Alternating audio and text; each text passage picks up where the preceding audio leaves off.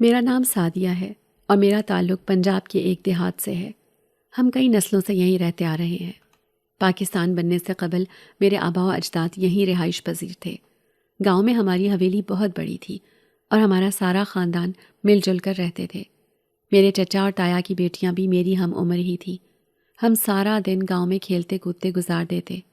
ایسے ہی ہنستے کھیلتے بے فکری سے زندگی گزر رہی تھی کہ اچانک میری چچا زاد بہن بیمار ہو گئی۔ اس کا بہت علاج کروایا لیکن وہ ٹھیک نہیں ہو سکی۔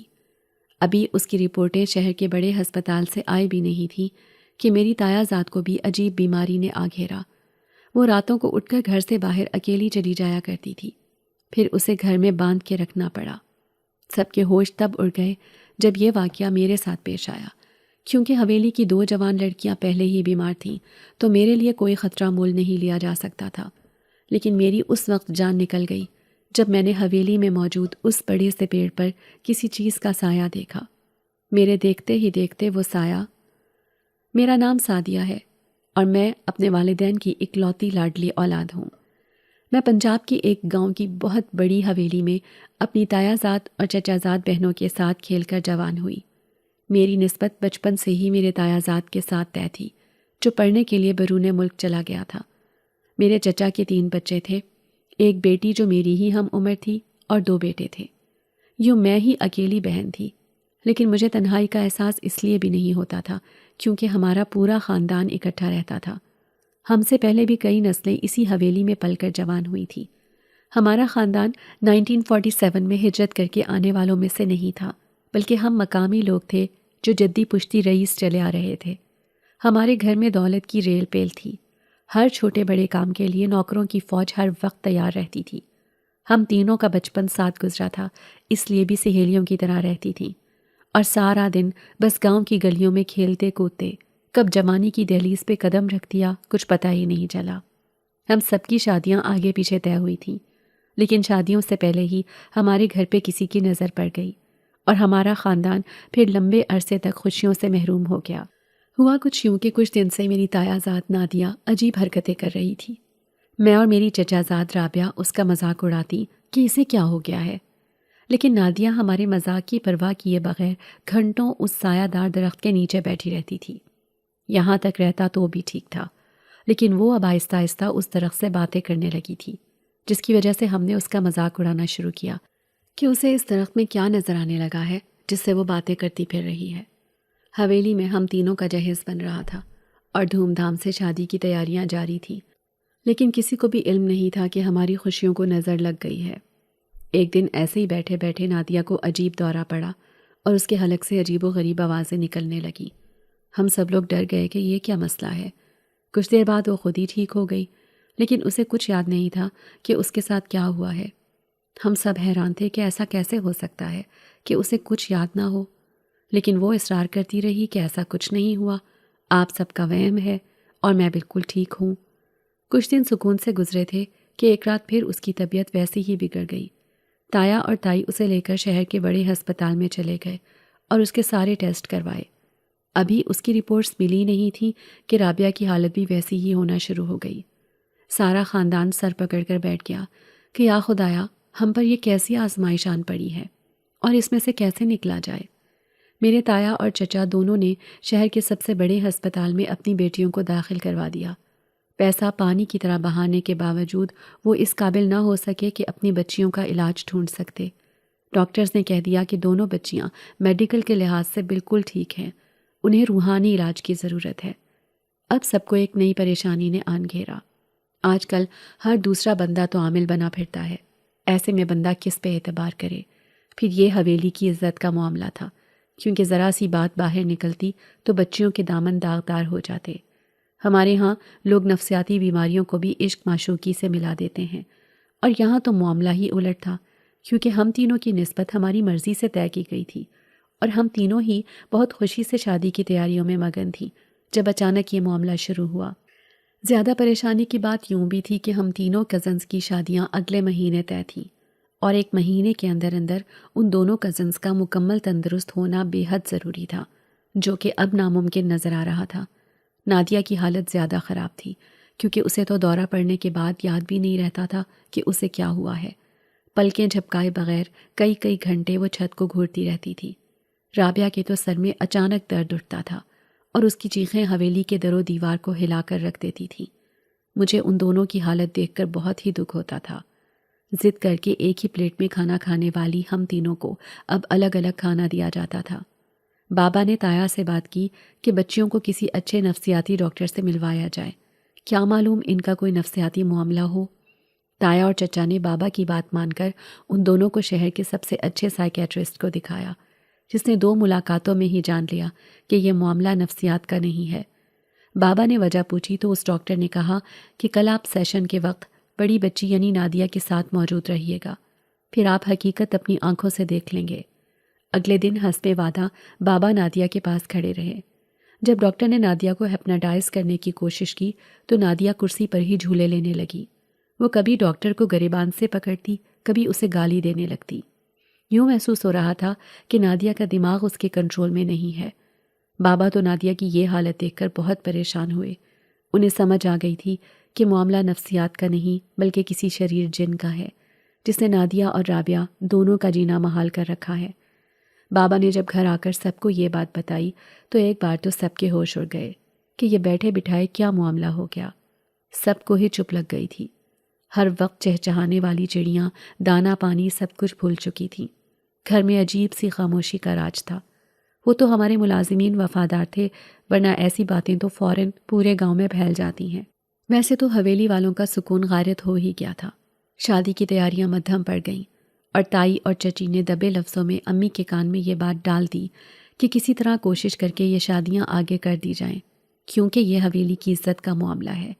اپنوں کی تو چلو خیر تھی، لیکن اب ایسی حالت میں لڑکیاں غیروں کے گھر رخصت ہوں گی تو ارد گرد کے سارے دیہات باتیں کریں گے، کیونکہ ہماری لڑکیوں کو تو اپنی ہوش نہیں، یہ کسی کو کیا دیکھیں گی۔ میری اماں نے اسی رات کو بابا سے بات کی کہ دیکھیں ارشد صاحب، یہ تو ان بچیوں کے ساتھ ساتھ لڑکے والوں کے ساتھ بھی زیادتی ہے کہ ہم اپنی بیمار بچیاں ان کے حوالے کر دیں۔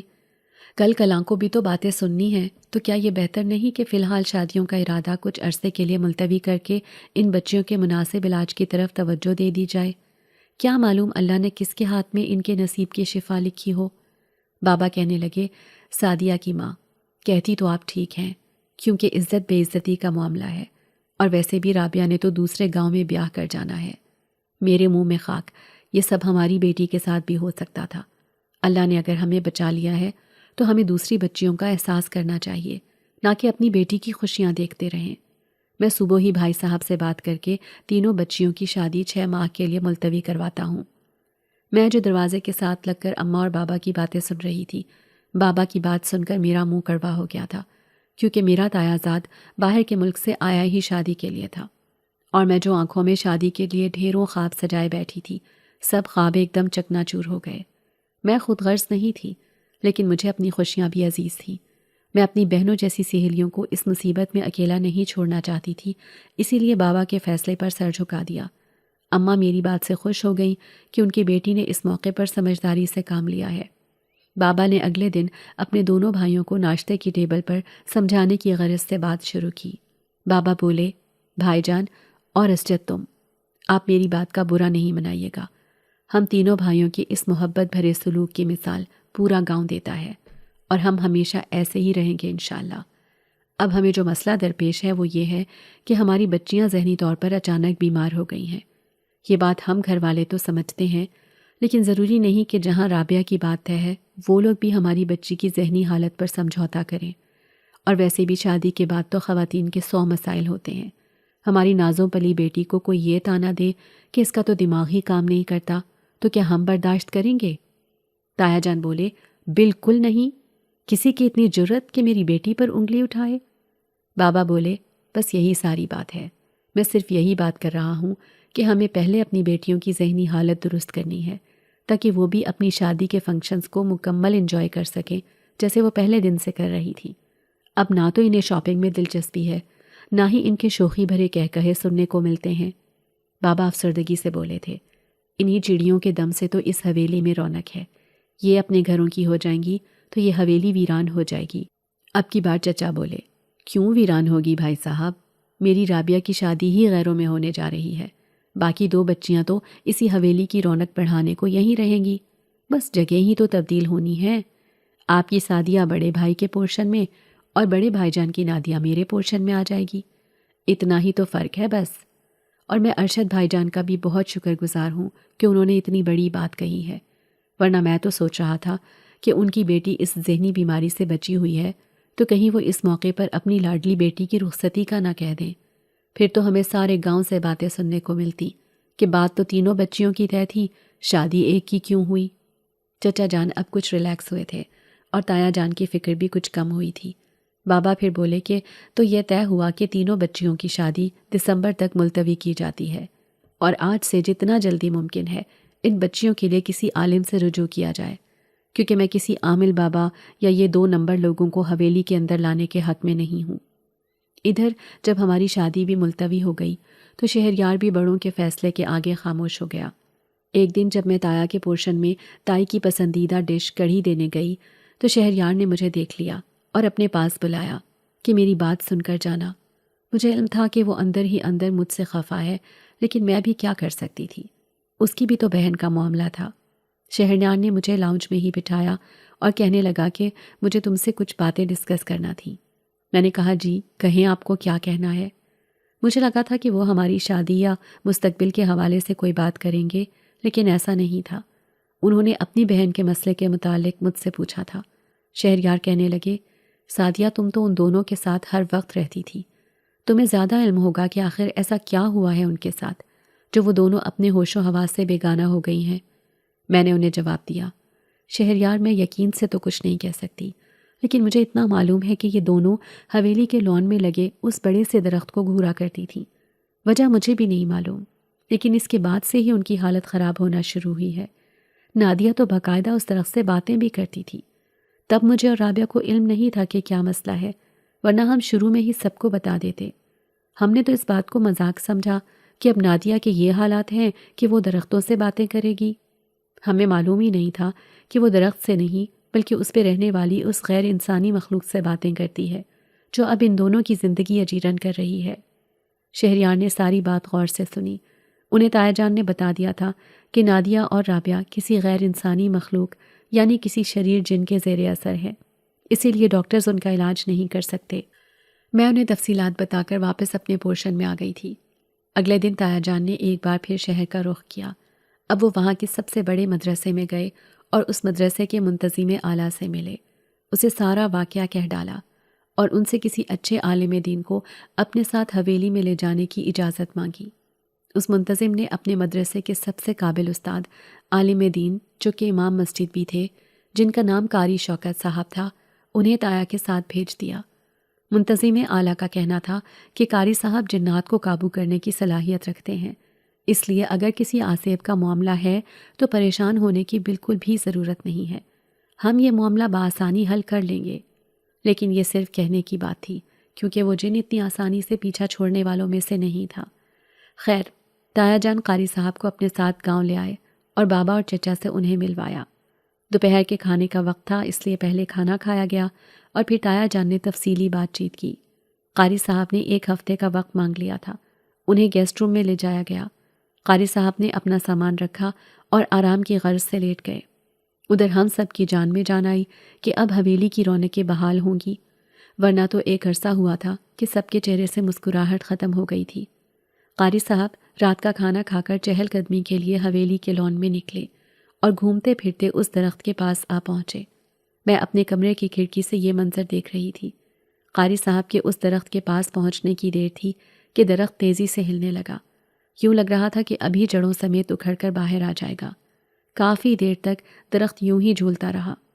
کچھ دیر بعد میری نظروں نے ایک اور منظر دیکھا۔ شہرجار جو اپنے دوستوں کے ساتھ شہر گھومنے کے لیے گیا ہوا تھا، وہ حویلی کے اندر داخل ہو رہا تھا۔ مجھے ڈر تھا کہ کہیں وہ شریر جن شہریار کو کوئی نقصان نہ پہنچا دے۔ میں نے اسے فون کیا کیونکہ اپنے کمرے سے باہر نکلنے کی ہمت مجھ میں نہیں تھی۔ شہریار نے فون اٹھایا تو میں نے اس سے کہا کہ یا تو کچھ دیر کے لیے گاڑی کے اندر ہی رہے یا پھر فی الحال حویلی سے باہر چلا جائے۔ اس نے وجہ پوچھی تو میں نے بتایا کہ قاری صاحب درخت کے پاس کھڑے ہیں اور درخت بہت تیزی سے جھول رہا ہے اور وہاں جو بھی مخلوق ہے لگتا ہے کہ وہ کافی ناراض ہے۔ اس لیے کسی کو بھی نقصان پہنچا سکتی ہے۔ شہریار نے میری بات نہیں مانی۔ وہ کہنے لگے کہ میری قسمت میں ہوا تو میں جہاں بھی ہوا مجھے نقصان پہنچے گا۔ یہ کہہ کر انہوں نے فون بند کر دیا۔ میرا دل تیزی سے دھڑک رہا تھا کیونکہ مجھے ڈر تھا کہ وہ جن کہیں شہریار کا بھی وہی حال نہ کر دیں جو پہلے نادیہ اور رابعہ کا ہوا تھا۔ لیکن یہ سب میرے ذہن کی باتیں تھیں اور شہریار بالکل ٹھیک کہہ رہے تھے۔ انہیں کوئی نقصان نہیں پہنچا تھا۔ میری نظروں نے انہیں بالکل صحیح سلامت حویلی کے بڑے دروازے سے اندر داخل ہوتے ہوئے دیکھا تھا۔ لیکن یہ کیا؟ میرا سر کیوں بھاری ہو رہا ہے؟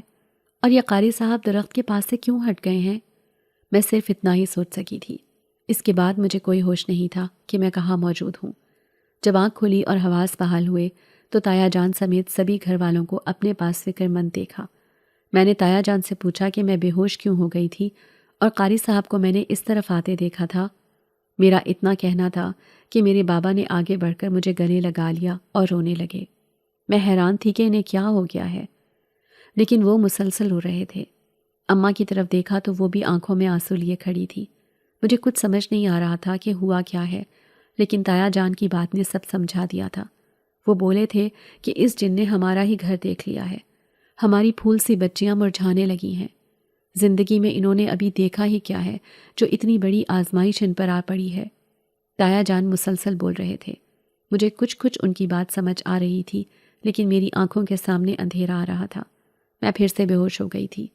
قاری صاحب نے اگلے دن بابا سے بات کی اور انہیں بتایا کہ آپ کی بچی غالباً مضبوط اعصاب کی مالک ہے، اسی لیے شاید اس جن کے حملے سے ابھی تک بچی ہوئی تھی۔ انہوں نے یہ بھی کہا کہ یہی بچی آپ کی باقی بچیوں کی جان بھی چھڑوائے گی اس جن کے قبضے سے۔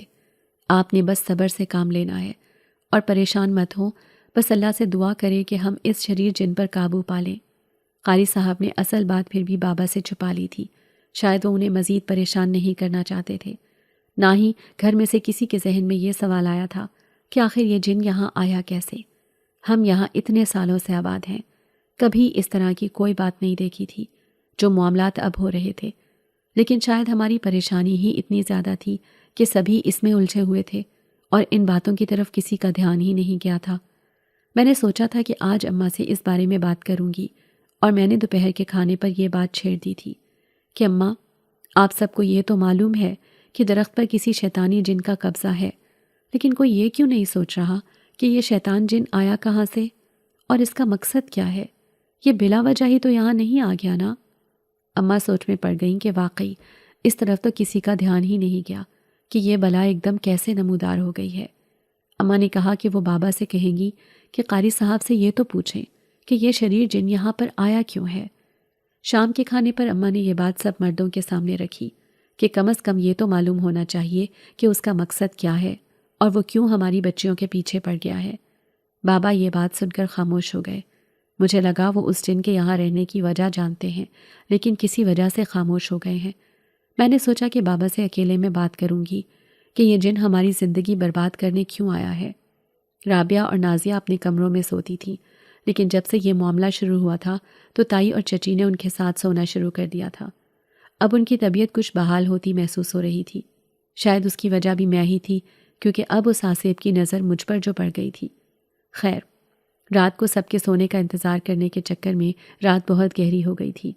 اماں میرے ساتھ کمرے میں موجود تھیں۔ انہیں معلوم تھا کہ جن کسی بھی وقت وارد ہو سکتا ہے، اسی لیے وہ جاگتی رہیں۔ میں نے ان سے اجازت لی کہ مجھے بابا سے بات کرنے دیں، یہ بہت ضروری ہے۔ اماں اتنی رات کو مجھے کمرے سے باہر نکلنے ہی نہیں دے رہی تھی، لیکن میرے پاس اس کے علاوہ کوئی اور حل نہیں تھا۔ میں دبے پاؤں اپنے کمرے سے باہر نکلی تھی اور بابا کے کمرے کی طرف بڑھ گئی۔ حویلی میں اب رات کے وقت بھی دن کا سا سماں ہوتا تھا، کیونکہ اب اندھیرا نہیں کیا جاتا تھا۔ سب کی کوشش تھی کہ کسی طرح ہم تینوں لڑکیوں کی جان بخشی ہو جائے۔ تائی اماں نے گھر کے سب ملازموں کو بلا کر سختی سے کہہ رکھا تھا کہ یہ آصف والی بات حویلی کی چار دیواری سے باہر نہیں جانی چاہیے۔ میں ڈرتے ڈرتے بابا کے کمرے تک پہنچ گئی تھی۔ اس سے پہلے کہ میں دروازے پر دستک دیتی، میرے دماغ نے مجھے خطرے کا سگنل دیا اور میرے بڑھتے ہوئے قدم وہیں رک گئے۔ کمرے میں سے سرگوشیوں کی آواز آ رہی تھی۔ میں خاموشی سے باہر کھڑی انتظار کرتی رہی کہ کب اندر والی ہستی باہر آئے اور میں اپنا مدعا لے کر بابا جان کے پاس جاؤں۔ ابھی میں یہ سوچ ہی رہی تھی کہ مجھے کسی کے قدموں کی آہٹ سنائی دی۔ میں دروازے سے ذرا پیچھے ہٹ کر کھڑی ہو گئی۔ قاری صاحب کمرے سے باہر آئے اور حویلی کے بیرونی دروازے کی جانب بڑھ گئے۔ میں اندازہ بھی نہیں کر سکی کہ ان دونوں کے مابین کیا گفتگو ہوئی ہوگی۔ خیر میں سر جھٹک کر بابا کے روم میں چلی گئی۔ بابا انتہائی بے چینی کے عالم میں ٹہل رہے تھے۔ انہوں نے مجھے دیکھا تو کہنے لگے، بیٹی رات کے اس پہر تم یہاں؟ خیریت تو ہے نا؟ میں نے ان سے پوچھا، بابا آپ کیوں بے چین لگ رہے ہیں؟ قاری صاحب سے کیا بات ہوئی آپ کی؟ تو بابا کہنے لگے، آپ پریشان ہو جاؤ گی ان کی باتیں سن کر۔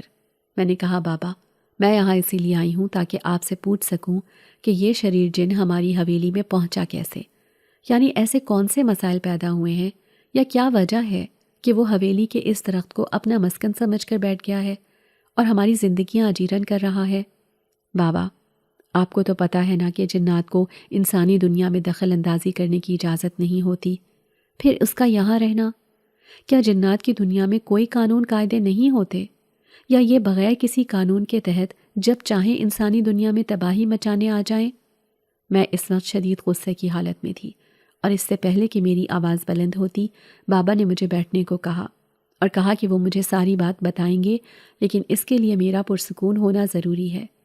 اس لیے میں خاموشی سے ان کے سامنے کرسی کھینچ کر بیٹھ گئی اور کہا کہ جی بابا، اب مجھے بتائیں کہ قاری صاحب کی آپ سے کیا بات ہوئی ہے اور یہ جن ہماری جان کب چھوڑے گا؟ بابا جان بولے، دیکھو بیٹی، ایک بات ذہن نشین کر لو کہ اس آفت سے ہماری جان اتنی جلدی نہیں چھوٹے گی۔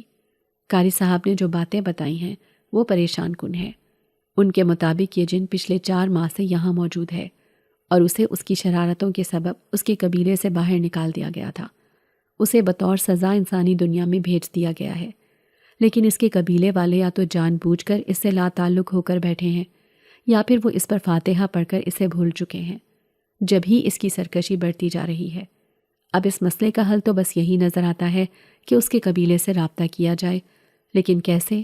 یہ سب سے مشکل سوال ہے، کیونکہ یہ جن تو اتنی آسانی سے اپنے قبیلے کا ٹھکانہ بتائے گا نہیں، اور قاری صاحب جتنے بھی علم والے ہوں وہ اس کی مرضی کے بغیر اس کا قبیلہ اور اس کی فی الوقت رہائش کا پتہ معلوم نہیں کر سکتے۔ اب تم خود بتاؤ کہ یہ سارا معاملہ تو اتنی آسانی سے حل ہونے والا نہیں ہے، لیکن اس میں سب کچھ برباد ہوتا نظر آ رہا ہے۔ مجھے کچھ سمجھ نہیں آ رہا کہ یہ اونٹ کس کروٹ بیٹھے گا۔ اسی لیے پریشان تو میں واقعی ہوں، اور اپنے بچوں کے لیے پریشان نہ ہوں تو اور کیا کروں؟ میں نے بابا سے پوچھا کہ جس دن میں بے ہوش ہوئی تھی کیا آپ کو مجھ میں کچھ انوکھا محسوس ہوا تھا؟ یعنی میری آواز تبدیل ہوئی تھی یا کچھ بھی ایسا منفرد کام ہوا ہو جو پہلے رابعہ اور نادیہ کے ساتھ نہیں ہوا؟ بابا سوچ میں پڑ گئے تھے۔ کچھ دیر بعد وہ بولے، مجھے تو ایسا کچھ یاد نہیں آ رہا، بس تمہاری ماں نے بتایا کہ تمہیں سر میں درد تھا، پھر تم بے ہوش ہو گئیں۔ ہاں، تمہاری آنکھوں کا رنگ لمحے بھر کے لیے بدلا تھا۔ بابا ایک دم بولے تو میں نے کہا، یہی میں آپ سے سننا چاہتی تھی، کیونکہ مجھے خود بھی محسوس ہوا ہے کہ رابعہ اور نادیہ نے اس جن کو دیکھا ہے، اس سے باتیں کی ہیں، اسی لیے وہ ان کے حواس پہ طاری ہے، جبکہ میرے ساتھ ایسا اس لیے نہیں ہوا کیونکہ میں مضبوط اعصاب کی مالک ہوں، اس لیے وہ خود مجھ پر حملہ آور ہوا، لیکن زیادہ دیر کے لیے نہیں۔ اب یہ قاری صاحب بہتر جانتے ہیں کہ انہیں میرے ذریعے سے اس جن کا قبیلہ کیسے معلوم کرنا ہے۔ بابا کو میری بات سمجھ میں آ گئی تھی، اسی لیے انہوں نے کہا کہ وہ صبح اس معاملے میں قاری صاحب سے بات کریں گے۔ مجھے بھی دماغ سے بوجھ اترتا ہوا محسوس ہوا تو میں پرسکون ہو کر اپنے کمرے میں آ گئی۔ اماں نے مجھ سے پوچھا کہ تمہاری کیا بات ہوئی بابا سے؟ تو میں نے مسکرا کر کہا کہ یہ ہم باپ بیٹی کی آپس کی بات ہے، آپ کو کیوں بتاؤں؟ میں مزے سے یہ بات کہہ کر بستر میں گھس گئی اور اماں میری طرف دیکھتی رہ گئی۔ مجھے علم تھا کہ انہیں ساری رات یہ بے چینی سونے نہیں دے گی، اور وہی ہوا۔ وہ ساری رات جاگتی رہیں، کمرے کی لائٹ بھی آن تھی۔ مجھے کچھ ہوش نہیں کہ کب آنکھ لگی۔ میں گہری نیند میں تھی جب مجھے کسی نے ایک دم جھنجھوڑ کر اٹھایا تھا۔ اتنی گہری نیند سے ایک دم بیدار ہونے کی وجہ سے کچھ دیر تک تو میرے دماغ نے کام ہی نہیں کیا۔ جب ذرا حواس بحال ہوئے تو دیکھا کہ اماں کے ہوش اڑے ہوئے تھے، ان کی آنکھیں آنسوؤں سے تر تھیں۔ میں نے فوراً اٹھ کر انہیں پانی دیا اور ان سے پوچھا کہ آپ کو کیا ہوا ہے، آپ کیوں رو رہی ہیں اماں؟ تو اماں کہنے لگیں کہ نہ جانے ہم سے کیا خطا ہو گئی جو اس بدبخت بلا نے ہمارا ہی گھر دیکھ لیا ہے۔ جس وقت تم مجھے اپنی اور بابا کی گفتگو کا حال سنائے بغیر سو گئیں، اس وقت میں بے چینی کے عالم میں کمرے میں چکر کاٹ رہی تھی، جب مجھے محسوس ہوا کہ کھڑکی کے پاس سے کوئی گزرا ہے۔ میں نے اپنا وہم دور کرنے کے لیے پردے پیچھے ہٹائے تو وہاں کچھ بھی نہیں تھا، ابھی سکھ کا سانس لیا ہی تھا کہ دروازے کے باہر سے آہٹ محسوس ہوئی، اور میں یہ دیکھنے کے لیے کہ رات کے اس پہر ہمارے کمرے کے باہر کون ہے، کمرے سے باہر چلی گئی۔ باہر کوئی بھی نہیں تھا۔ میں نے اندر ہی رہنے کا سوچا، پھر تجسس نے مجھے تمہارے ابا کے کمرے میں جانے پر مجبور کر دیا۔ ان کے کمرے کے دروازے پر دستک دی ہی تھی کہ ان کی بلند چیخ نے میرا دل دہلا دیا۔ میں جلدی سے دروازہ کھول کر اندر گئی تو وہ اپنا گریبان کسی انجانی قوت سے چھڑا رہے تھے۔ مجھے وہاں تمہارے بابا کے سوا کوئی نظر نہیں آ رہا تھا۔ پھر کیا ہوا اماں؟ میں نے اماں سے پوچھا تو وہ کہنے لگی کہ میں بہت ڈر گئی تھی، اور ڈر کے مارے میں نے چیخو پکار شروع کر دی۔ تمہارے تایا اور چچا فوراً پہنچ گئے۔ کچھ ہی دیر میں سارے ملازمین بھی آ گئے تو وہ بلا وہاں سے بھاگ گئی۔ اماں نے بات مکمل کی تو میں نے گہرا سانس لیا۔ مجھے سمجھ آ گئی تھی کہ یہ جن صرف ہمیں ہراساں کر رہا ہے تاکہ ہم یہ حویلی چھوڑ کر کہیں اور آباد ہو جائیں اور وہ اسے اپنا مستقل ٹھکانہ بنا لے۔ لیکن اس حویلی میں ہماری کئی نسلیں اپنی عمریں گزار کر گئی تھیں، ہم کیسے اسے چھوڑ دیتے؟ ویسے بھی ویران حویلی پھر مستقل طور پر جنات کا مسکن بن جاتی، اور دھیرے دھیرے اس کے اثرات گاؤں تک بھی پہنچتے۔ ہمیں جلد سے جلد اس جن کو ٹھکانے لگانا تھا، اور اس کا واحد حل یہی تھا کہ اسے اس کے قبیلے میں بھیج دیا جائے۔ لیکن کیسے، یہ بات سمجھ نہیں آ رہی تھی۔ اگلے دن تایا جان نے قاری صاحب سے دو ٹوک بات کی کہ اگر آپ اس مسئلے کا کوئی حل نکال سکتے ہیں تو ٹھیک ہے، ورنہ ہمیں کلیئر بتا دیں تاکہ ہم اپنا کوئی اور بندوبست کر سکیں۔ تایا جان اس لیے بھی ڈر گئے تھے کہ رات کو اس جن نے بابا کی جان لینے کی کوشش کی تھی، اور اگر خدا نخواستہ ایسا ہو جاتا تو ہم سب پر تو قیامت ٹوٹ پڑتی۔ قاری صاحب نے 3 راتوں کی مہلت مانگی اور تایا جان سے کہا کہ انہیں اس بچی کی یعنی میری مدد چاہیے۔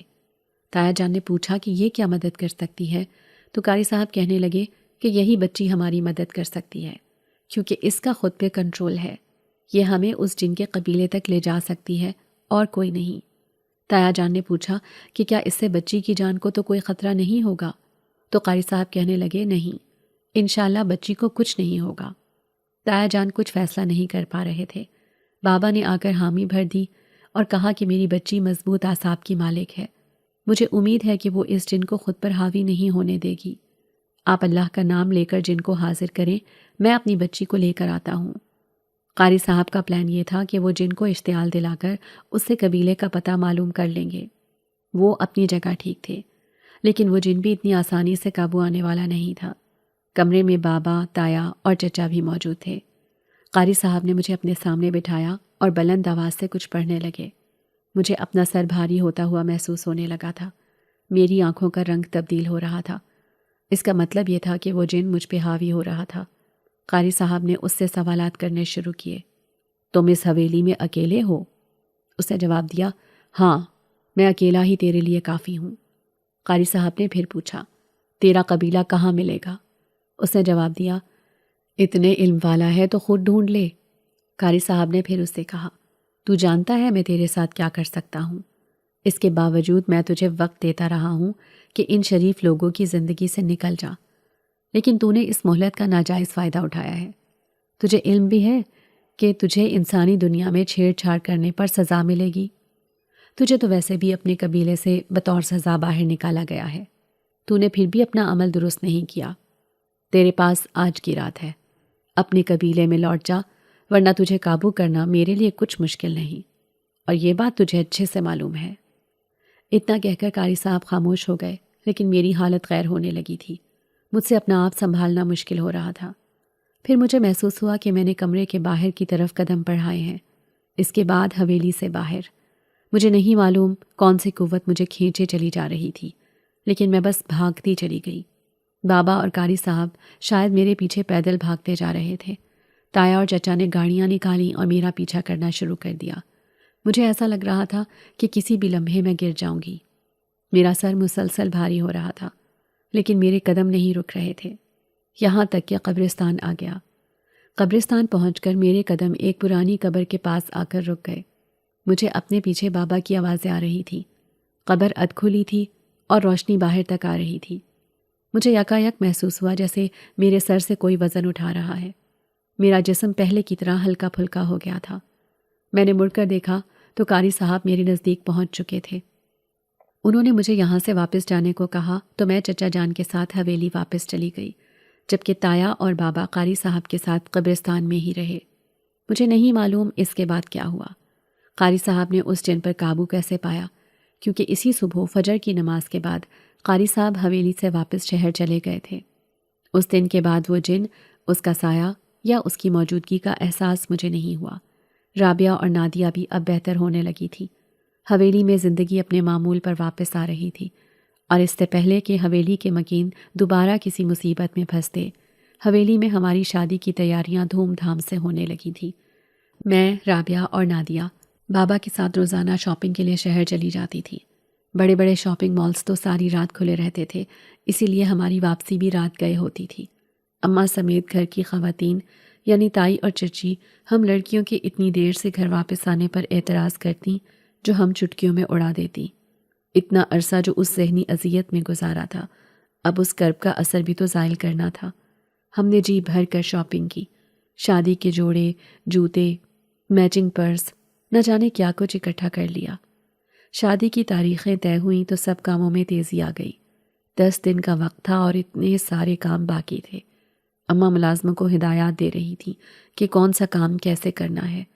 جب میں نے انہیں شادی کا لہنگا پہن کر دکھایا، اماں میری بلائیں لینے میں مصروف تھیں۔ جب شہریار کا وہاں سے گزر ہوا، انہوں نے مجھے ایک نظر دیکھا تو فوراً نظریں جھکا لیں۔ مجھے ان سے ایسے رد عمل کی توقع نہیں تھی۔ میں امید لگائے بیٹھی تھی کہ وہ میری تعریف کریں گے یا کچھ کہیں گے، لیکن وہ خاموشی سے چلے گئے۔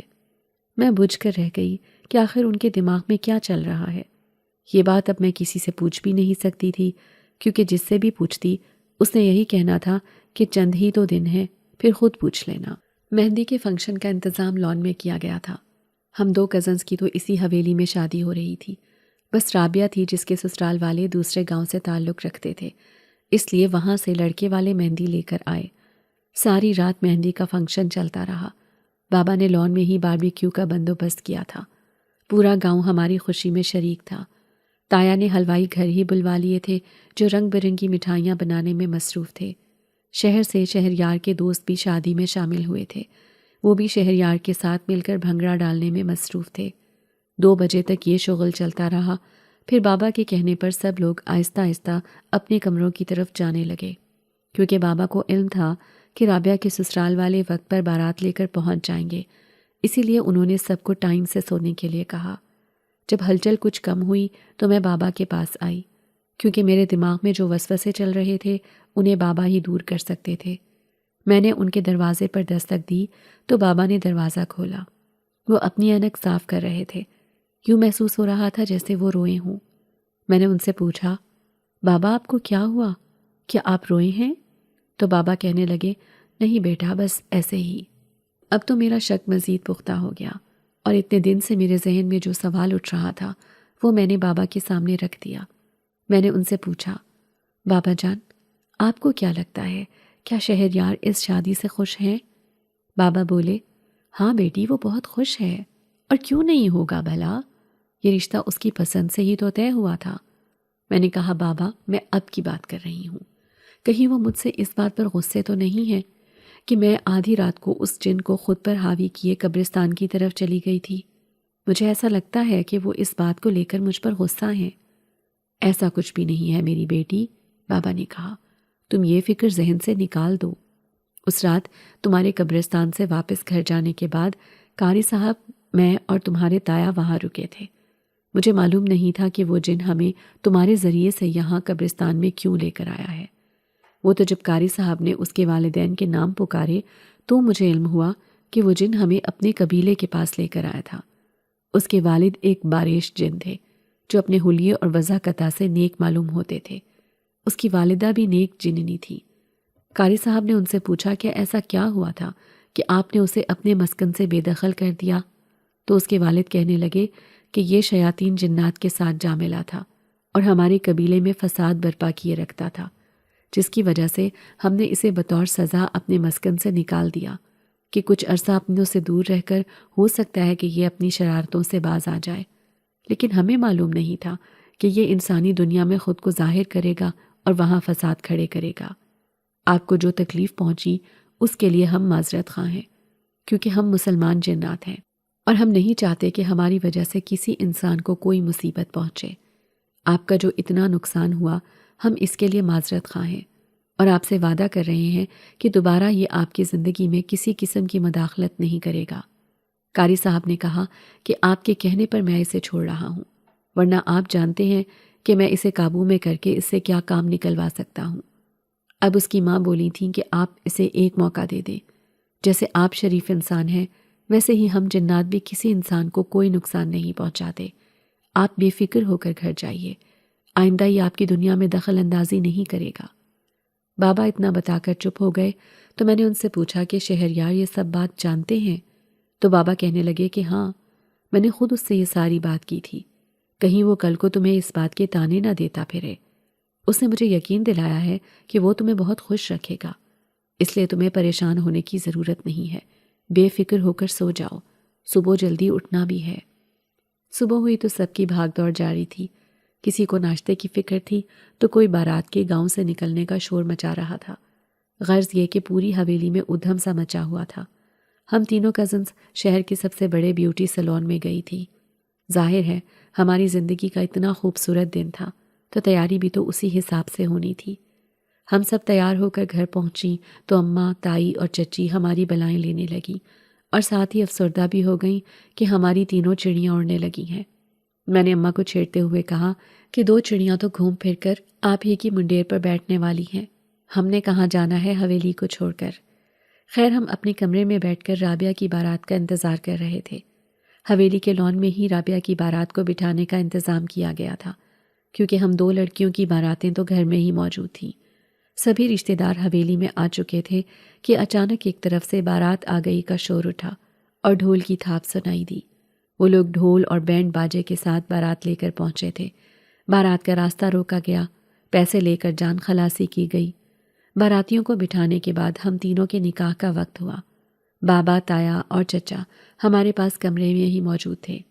بابا نے بطور خاص انہی قاری صاحب کو نکاح پڑھانے کے لیے شہر سے بلوایا تھا، جنہوں نے اس جن کو یہاں سے واپس اپنی دنیا میں بھیجنے میں ہماری مدد کی تھی۔